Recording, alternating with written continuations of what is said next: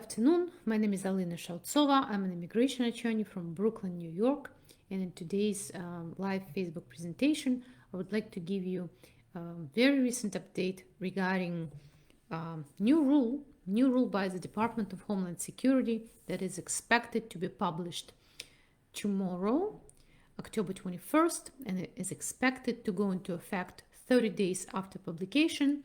New rule that will disqualify applicants for asylum if they have certain criminal convictions, or in certain situations, even if the officer suspects or has a reason to believe, not suspects, reason to believe that the person engaged in domestic violence. Okay, so it's a huge change for the United States asylum law. And we're going to go over those potential disqualifications. And I'm going to tell you that they're pretty broad, okay, pretty broad. So what happened is that Department of Homeland Security, let's first talk about when these new changes, who are they going to be affecting? They're going to be affecting new applicants and those with pending asylum applications as well, as long as if they're convicted of certain crimes on or after the effective date of the rules, of these new rules. And the effective date of the rules are going to be 30 days from the date of the publication, which is expected to be tomorrow. So 30 days from October 21st. I think it's going to land us on November 20th. Okay, I think that's what it's going to be. So thank you very much for joining me. Hi Boba, hi Riol, hi William, Aaron, Tom. So let's talk about it. What's happening? Basically what's happening is that Attorney General used his authority to make changes to the eligibility for asylum in the United States. All right, and the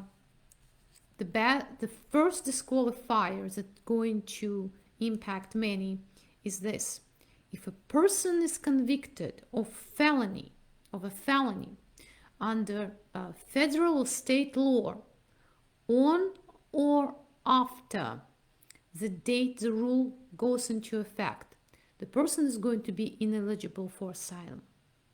And the felony is defined in this proposed rules as any crime punishable for more than 1 year of imprisonment.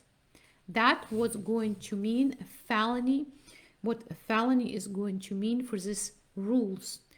If it's punishable, it doesn't mean that the person received 1 year of conviction. It means it's punishable. Potentially can bring more than 1 year of imprisonment. The person is going to be disqualified from asylum. Alien smuggling, if a person is convicted of alien smuggling or alien harboring, it's very important for those who are employers, because usually who is convicted of alien harboring? Employers who employ undocumented workers, and sometimes they also can be asylum applicants. Okay, if they're convicted of alien harboring, they will not be able to receive asylum. A person convicted of illegal re-entry, you may be aware that current administration makes it a priority to prosecute, okay, illegal entries and re-entries, which is a crime under federal law. So if a person is convicted of illegal re-entry, if a person could not successfully beat those charges, could not establish that connection, because a defense to legal re-entry, one of the defenses is that if a person did not have a choice and had to enter the United States to save their life. So it's very, very connected to the reason for asylum. So if during the criminal proceedings a person could not establish that and nevertheless got a conviction, then the person is not going to qualify for asylum. Any crime related to criminal street gang activity, felony or misdemeanor under state, federal, or local laws.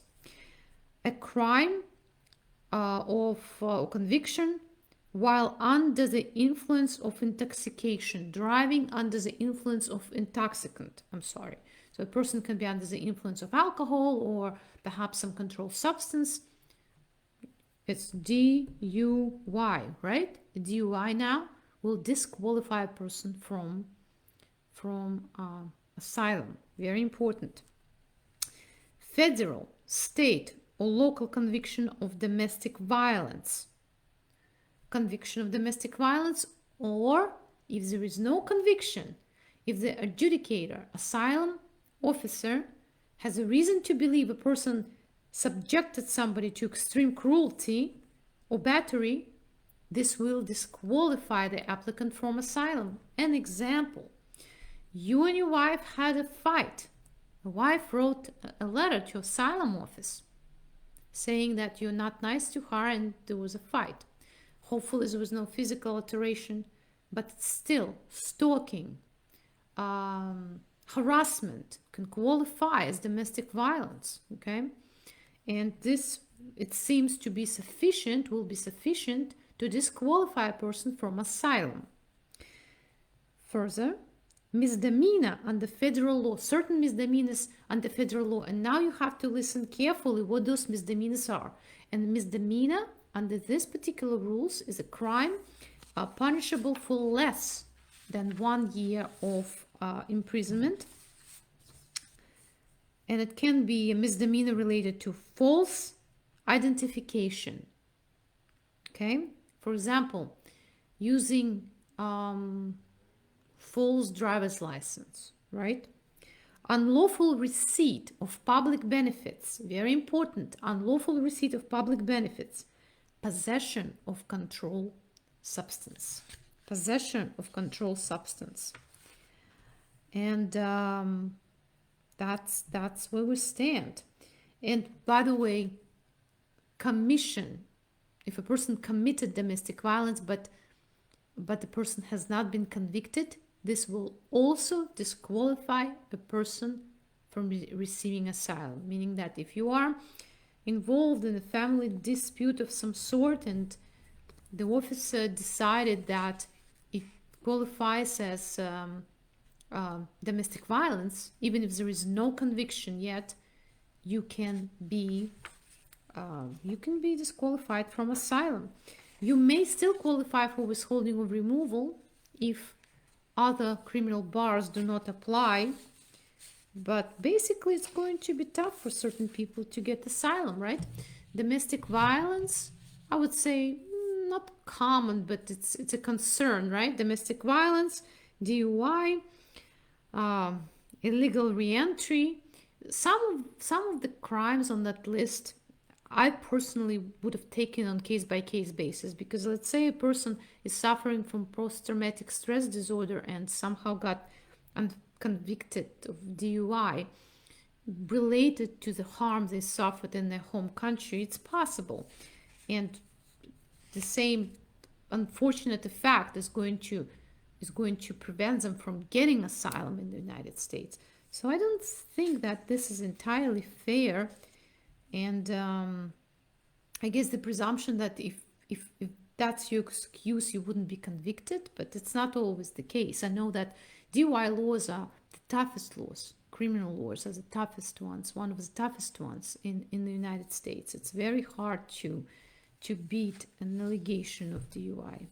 I think so. Maybe I'm wrong. I'm not a criminal defense attorney. But this is something that you need to be aware of.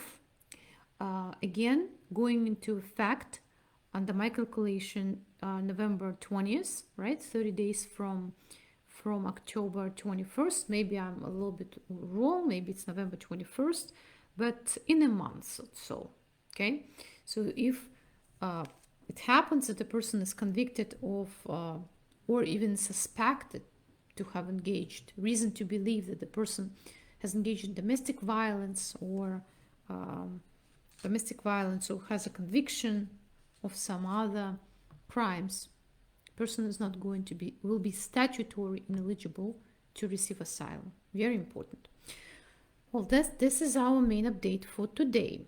And of course, today, I believe, or yesterday, we received news that New York Immigration Court is going to be continued to be closed for non-detained hearings including November 6th.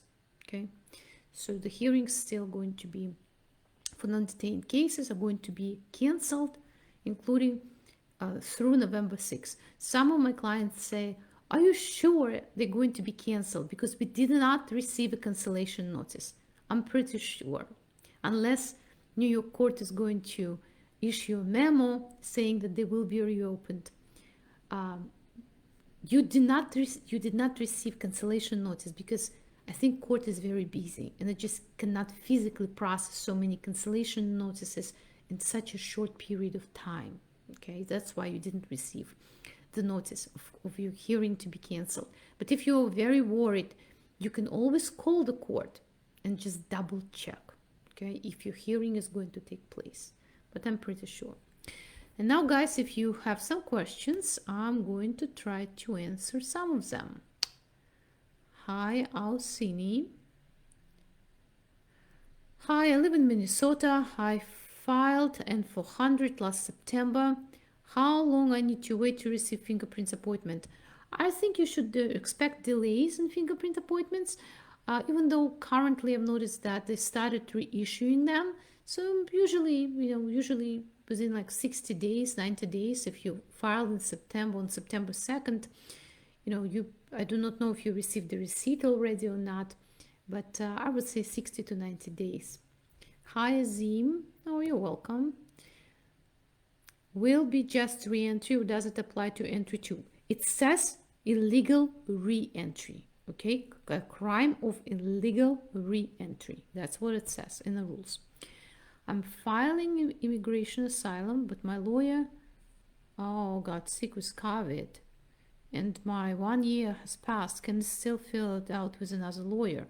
Of course you can, and you can explain what caused the delay, so you will be probably excused, right, for missing a deadline because it's such a horrible situation for your attorney. I hope he or she will feel well. And of course, if he or she could give you a letter, some proof that they got sick, it sounds terrible to ask for proof, but if they can, I think it would help you to fight for the 1 year deadline issue because it's important. Hi, Irene. I had biometrics yesterday. My case CB3 sponsorship. How long do you think it will take interview after biometrics? I will not be able to tell you. I think you're filing for adjustment of status based on employer's petition. You can check the USCIS processing times, but it's just a suggestion, usually it takes a long time after biometrics. I would say 6 to 8 months. But I can be wrong. Depends on your jurisdiction. Depends on other aspects of your case. Can you please send me phone number? Sure, our phone number is available in the description of our Facebook page, but I will reply to your message. How long does VAWA take to process? Hi, Natasha. VAWA, it depends. I cannot give you specific deadlines, okay? But I would say a year and a half if I had to guess. Oh, thank you, Kwasini. Hi, Oscar.